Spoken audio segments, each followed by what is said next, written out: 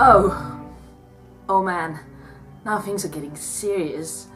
I mean, because this is Batman. This is like super serious stuff. You can't make fun of Batman because he's Batman. It's like super duper serious. Indeed, Al. I've rarely met a girl who's such a potent argument in favor of international relations. So, hey guys, I think we're about to crash into the sun. Who wants to see me do something really cool? Me. This is a great idea. Who wants to go into the sun with me? This is one of my worst ideas ever.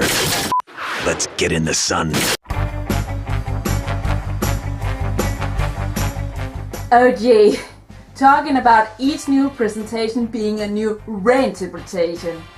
Batman more than any other DC hero, possibly any other hero ever, has had the most reinterpretations. First, he was a more serious detective-like noir-type hero to go up against the bright Superman, and that lasted for about 6 months before he fell into the candy category with so many other superheroes. He starred in possibly one of the funniest comedy shows of all time.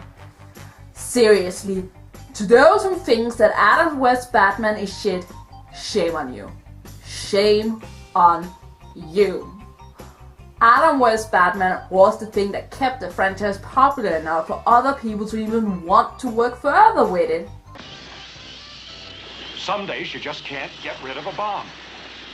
Because of the success of that show, people were fond enough for that figure. The Warner Bros. Dared to reinvent the entire Turner universe for their movie with Michael Keaton 20 years later.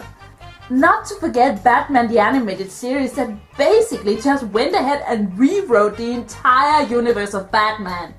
And did it so well that we all kind of just has accepted Batman for being like Batman the Animated Series portrayed him. Then Joel Schumacher took the silly pills and we got a silly Batman. Then Christopher Nolan came along and made yet another reinvention of the whole goddamn thing. That's not to forget about the TV front, where the Batman, Batman the Brave and the Bold, and lately Beware the Batman has been a thing.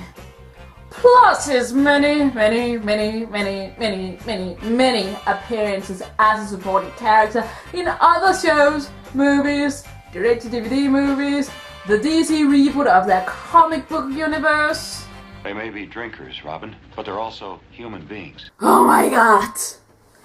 I mean, with Superman, you could kind of see, you can kind of sense the linear progression through time of that journey he has been through to become what he is today. He didn't bounce as much around as Batman, going there, then being silly, then being super serious, then being silly again, back and forth and back and forth.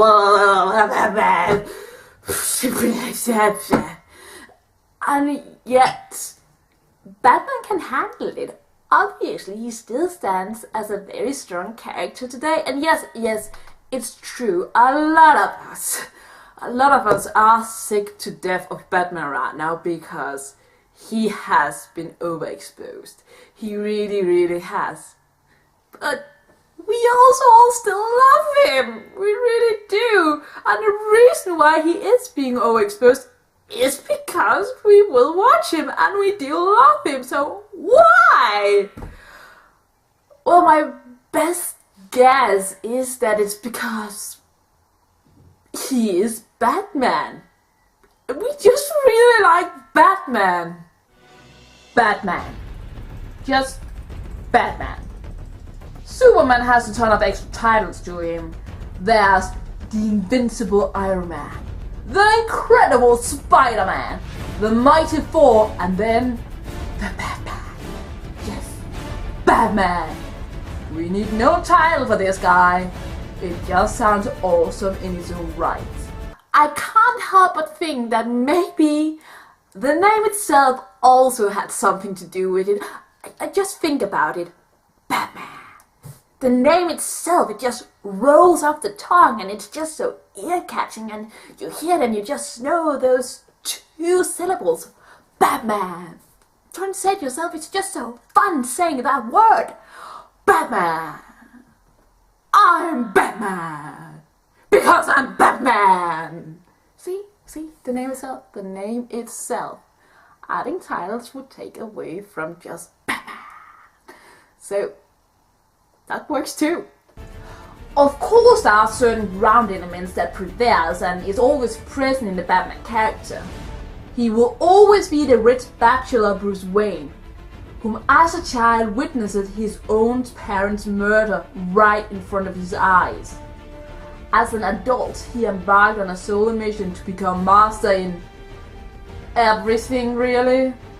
Master detective, master martial artist, master chemist, master linguist. Who are you working for?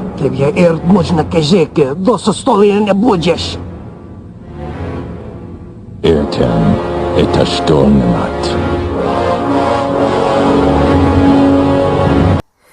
Yeah, to all of those who says that Batman is the better hero because he's more realistic.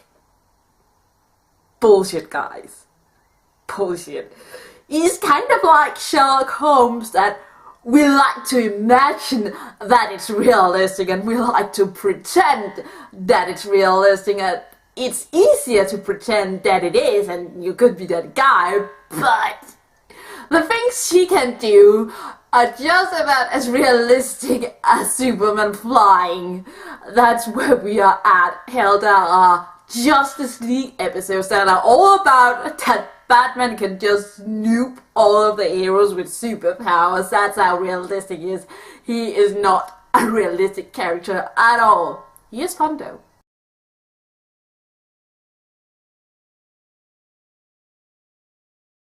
Of course, it all ends out in this playboy creating his own alter ego, Batman, so he can protect Gotham City even against itself in a world so corrupt that the police itself stands powerless. And he's out on his lonely solo mission to save those whom can be saved. Of course, with the constant support and help of his loyal butler and parental figure Alfred. And the police commissioner Gordon, whom always stands up for him. And Robin. And the second Robin. And the third Robin. And the fourth Robin. And Batgirl. And the Oracle. And the bazillion of women that he gets. And the entire Justice League. And wow. Wow, for being such a loner, Batman's Batcave sure must be crowded sometimes. And now is the time where I will be picking the keyword and try to dig a bit further into his character and try to see what drives him, what is at his core. This time, however, I would like to point out that Batman, unlike Superman, is kind of like Doctor Who or James Bond, in that way that everybody seems to have a Batman that is his or hers Batman, as his core kind of changes every time he appears. For some, their Batman is Michael Keaton, for some it's Christian Bale, for some it's how one of the comic book artists portrayed him, because again he changes all the time.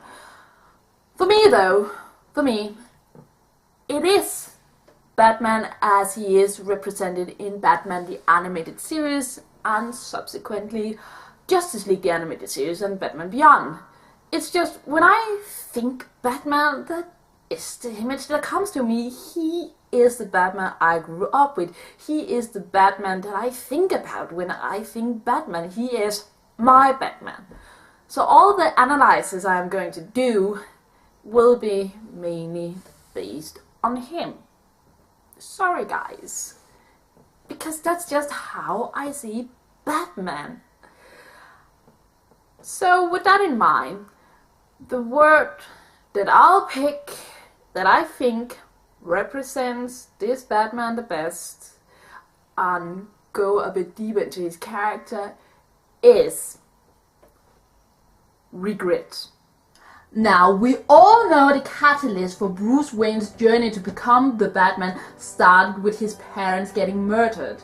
But why? Why would that event lead him to such a wild and to say it mildly bonkers decision?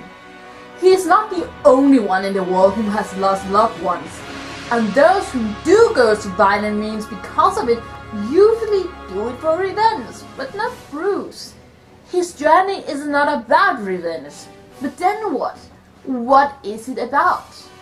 Is it maybe that when Bruce was that kid, he was powerless to stop what was happening to his parents right in front of his eyes, and yet he feels like he shouldn't have been powerless.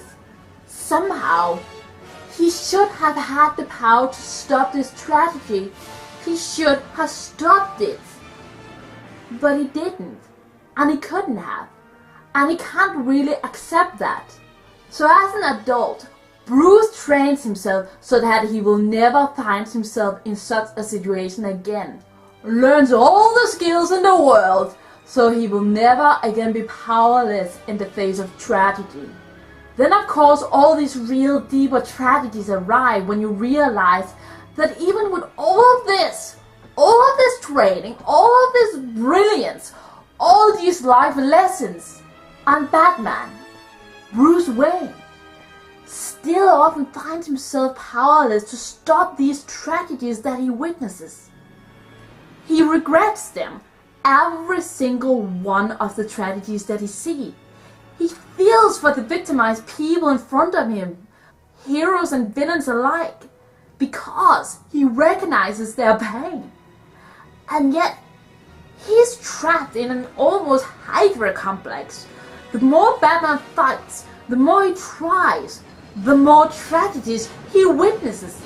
Every time he manages to save one individual, two others experience tragedy, and it just goes on and on forever, without any real ending, and the only real escape for Batman to get out of this circle of tragedy and tragedy would be his own death. Unlike many other superheroes, Batman is actually an extremely straightforward and simple character. While Superman deliberately chooses the good way, the right way, and must take that choice every single day he merely lives.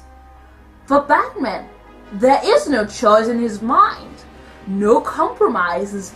He won't ever fire a gun, he won't kill. There isn't even anything to consider here. What some might notice is that Batman pretty often is prone to take the back seat in his own movies. In Tim Burton's two Batman films, he doesn't even get much of a background story. Jack Nicholson seems to have more screen time than Michael Keaton, and Batman is barely in the second movie. Same goes for Batman The Dark Knight, where Batman just kind of vanishes for most of the time. Not to forget Batman the Animated Series, which I feel like should actually be called Gotham the Animated Series, because it's way more about Gotham and the origin of the villains than it is about Batman. That may actually be because, as a character, Batman is not all that interesting. He is so straightforward that there is little progression to be made with his character. Every time people try to put him into dilemmas where he's not straightforward in his choices, it only seems to cheapen his character somewhat. And he might actually just work best as a character as the detective type character, where he is the one observing and makes detective work through another person's story and tragedy. For any future Batman reboot, yeah, who are you kidding? There will be a ton more reboots and you know it. That would be the road I would suggest. Try and make a more detective noir-like type movie and do it more stylish. Batman's world is just about the coolest thing ever when it gets proper stylized. And that is indeed a lot of his appeal too. His world, Gotham, a pretty gothic city if you think about it. It has some of the coolest villains ever. and the best setting for them to be in. The world of Batman is what makes all of this so interesting. Unlike so many other heroes, Batman does not have just one single love interest. Some say that Catwoman is his one true love, but the reality of things is that she is just one out of many.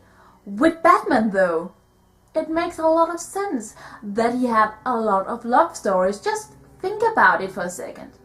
What is the one thing that Batman wants? The one thing he was robbed of as a mere child? A family. Bruce Wayne, Batman, more than anything else in the world, yearns for companionship.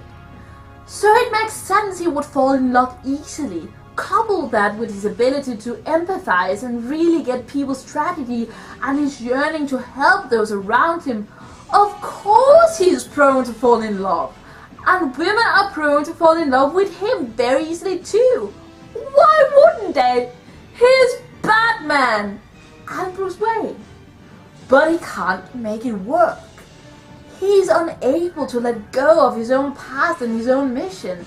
He is unable to stand by as more tragedy unfolds in front of him, and thus Batman loses the companionship he yearns for, as he pushes the people away who would have cared for him, which just adds even more to the weight of this endless journey of tragedy, more tragedy, regret, even more regret. But still in all of that, he's pretty damn cool, and he just is. Batman!